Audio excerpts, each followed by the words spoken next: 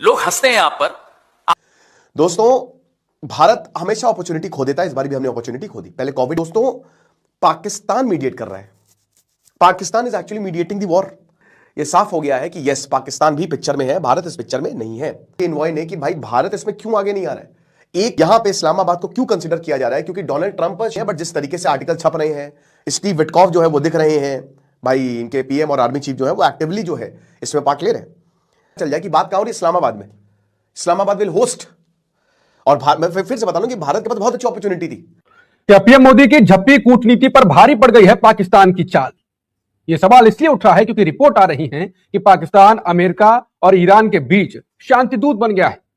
वो इस्लामाबाद में अमेरिका और ईरान की बैठक कराने को लेकर बात भी कर रहा है। ये रिपोर्ट आ रही है। तो अब सवाल यही है, अगर ये रिपोर्ट सही है तो क्या मोदी सरकार ने इजरायल का साथ देकर मध्यस्थता का मौका गंवा दिया? आज चर्चा इसी सनसनीखेज रिपोर्ट की करेंगे, जिससे मोदी सरकार की विदेश नीति पर गंभीर सवाल खड़े कर दिए हैं।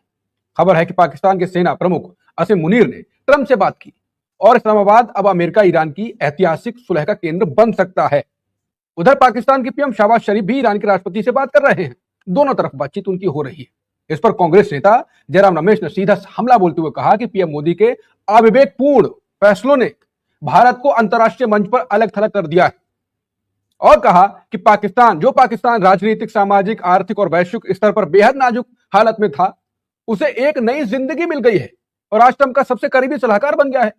तो सवाल यही है, क्या ऑपरेशन सिंदूर की सैन्य जीत को मोदी सरकार कूटनीतिक जीत में नहीं बदल पाई और पाकिस्तान बदल ले गया?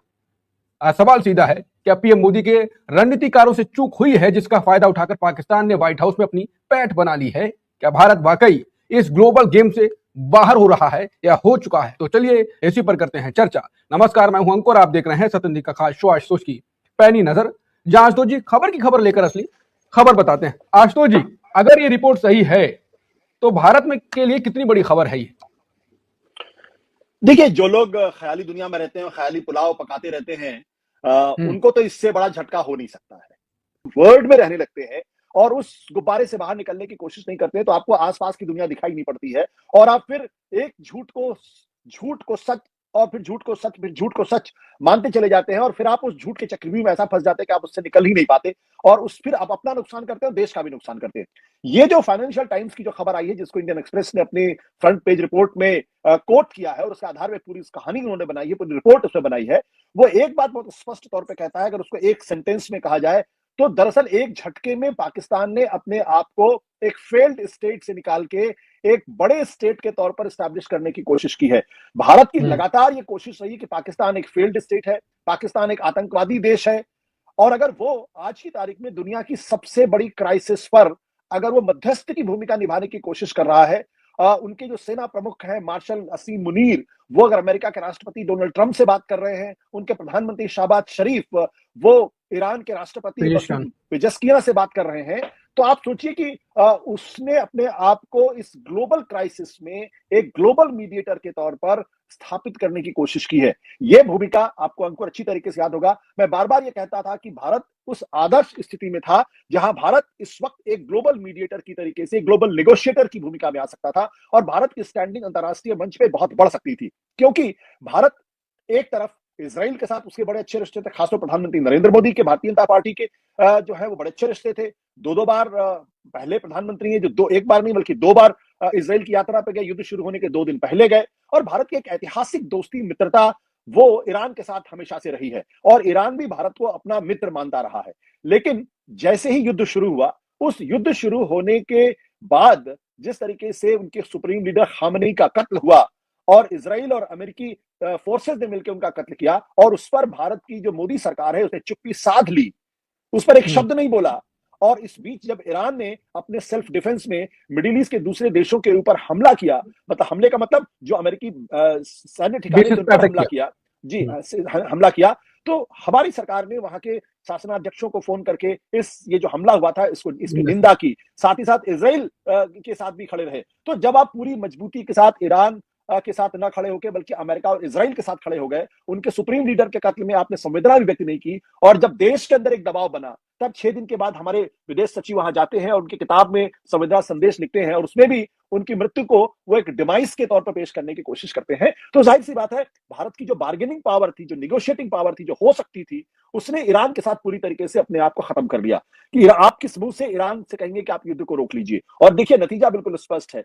चीन के जो ऑयल टैंकर्स हैं, चीन के जो जहाज हैं, वो आबाद गति से उसी स्ट्रेट ऑफ हार्मुज से निकलकर चीन की तरफ जा रहे हैं। उसमें कहीं कोई दिक्कत नहीं है, लेकिन भारत के 24 से बल्कि 28 टैंकर वहां फंसे, उसमें से 2 निकल गए और 2 और निकलने के कगार पे हैं। और उसके लिए भी जो ईरानी सरकार है उसने कहा कि आप जो ये ब्रिक्स की बैठक जिसके आप चेयरमैन हैं, उसमें इस घटना की एक मत से निंदा कराइए। और भारत अभी तक वो कदम नहीं उठा पाया है। तो इजराइल के साथ आप जब मजबूती के साथ खड़े हो जाएंगे तो फिर आप ईरान से कैसे मीडिएट करेंगे? अब इसमें देखिए, बड़ी दिलचस्प बात यह है कि पाकिस्तान ने जो इनिशिएटिव लिया है वो अपने आप में काफी कहानी कहता है।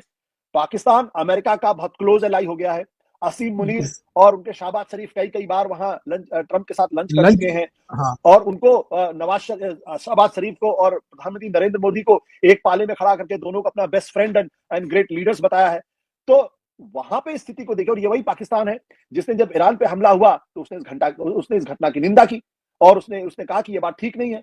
तो पाकिस्तान जो अमेरिका का क्लोज एलाई है, वो इस घटना की निंदा कर रहा है।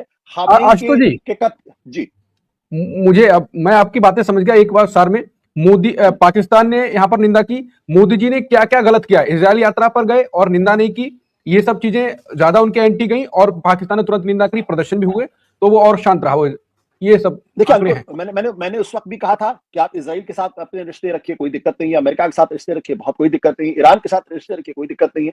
लेकिन आपका ये आपका स्वविवेक है।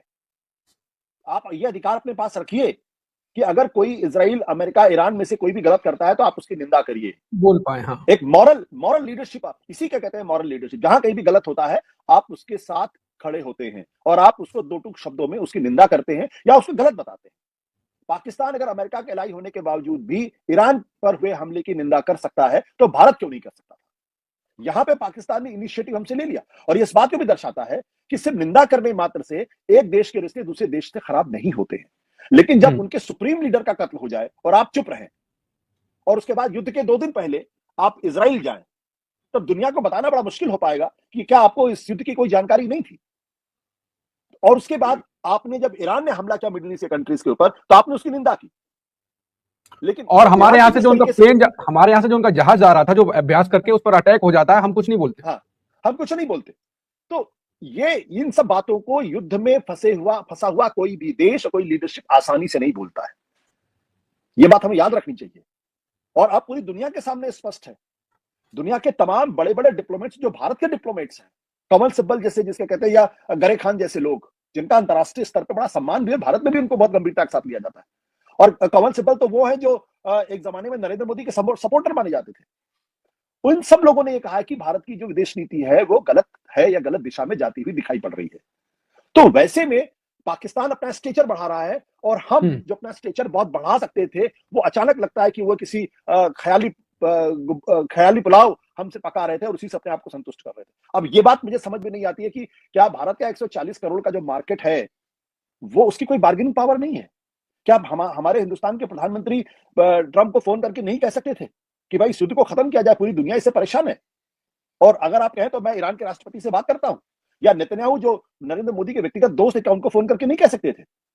अगर वो इनिशिएटिव लेते तो मैं इस बारे में 100% कॉन्फिडेंट हूं कि भारत अगर कोई इनिशिएटिव लेगा, मैं मोदी सरकार की बात नहीं कर रहा हूं, भारत अगर कोई इनिशिएटिव लेगा तो पूरी दुनिया उसको गंभीरता के साथ लेगी। लेकिन अगर हम इनिशिएटिव ही नहीं लेंगे, हम चुपचाप किनारे पर बैठ के सिर्फ लहरों को गिनते रहेंगे, तो फिर ये स्थिति पैदा हुई। पाकिस्तान ने इनिशिएटिव लिया, और देखिए इंपॉर्टेंट बात क्या है, पाकिस्तान ने इनिशिएटिव लिया, इजिप्ट ने इनिशिएटिव लिया और तुर्की ने इनिशिएटिव लिया। तीनों इस वक्त ये कोशिश कर रहे हैं, तीनों देश ये कोशिश कर रहे हैं कि ईरान युद्ध खत्म हो और अमेरिका और ईरान के बीच में किसी तरीके की कोई संधि बने, जो उनके से बातचीत बाकायदा चल रही है। इसलिए मैंने कल, और पाकिस्तान के जो विदेश मंत्री हैं इशाक डार, उन्होंने तुर्की के जो विदेश मंत्री हैं हाकन फिदान, उनसे बातचीत की। इजिप्ट के जो फॉरेन मिनिस्टर हैं बदर अब्देलत्ती, उन्होंने ईरान और पाकिस्तान के अपने विदेश मंत्रियों से बातचीत की। कतर के विदेश मंत्री से बातचीत की, विटकाफ से बातचीत की जा रही है।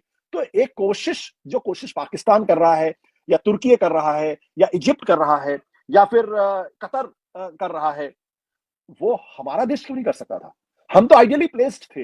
ईरान हमारा सबसे अच्छा दोस्त था, रशिया हमारा दोस्त था, चाइना से हमारी दोस्ती नहीं है, लेकिन हमने उससे रिश्ते बेहतर करने की कोशिश की है। आप पूरी तरीके से आप अमेरिका और इज़राइल की गोद में जब जाके बैठ गए, जब आपने उनके सामने एक तरीके से, अब सरेंडर शब्द कहना तो उचित नहीं होगा, लेकिन जब पूरी तरीके से उनकी बातों में हाँ में हाँ मिलाने लगे, तो फिर आप अपनी उस बार के ईरान के लिए अब इंडिया पर भरोसा करना, भारत पर भरोसा करना, मोदी सरकार पर भरोसा करना, ये बड़ा मुश्किल हो पाएगा। बिल्कुल। लेकिन बड़ा आदमी, बड़ा नेता वो बनता है जो पूरे समाज के बारे में सोचता है, और वही आदमी आगे चल के समाज को लीड करता है।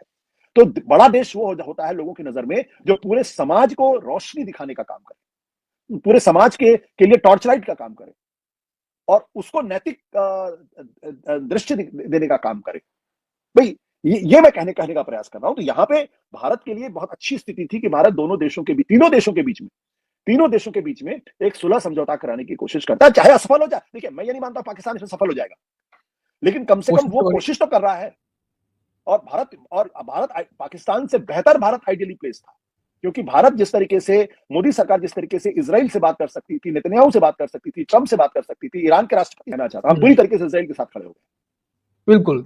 भारत, दुनिया हमको इग्नोर तो नहीं कर सकती, हम खुद ही आंखें बंद करके बैठ जाए कबूतर जैसा हाल कि बिल्ली चली गई, तो फिर यही हाल होगा। कुल मिलाकर भारत अपनी बहुत स्ट्रांग पोजीशन पे था, लेकिन मोदी सरकार की विदेश नीति ने उसको एक हिसाब से भट्टा लगा दिया है। पाकिस्तान जैसा देश जो कूटनीतिक तौर पर हमसे जीत रहा है, सैन्य क्षमता में ऑपरेशन सिंदूर से हम जीते थे, तो फिर उसको बात को हम आगे बढ़ाते। हमने अपनी विदेश डेलीगेशन भी बाहर भेजा विदेश में, वो आपस में भारतीय लोगों से मिलके प्रेस कॉन्फ्रेंस करके चले आए। यहाँ तक लग रहा है उसका नतीजा तो कुछ दिखता नहीं। कुल मिलाकर देखते हैं कि इसकी कीमत भारत को कितनी चुकानी पड़ेगी।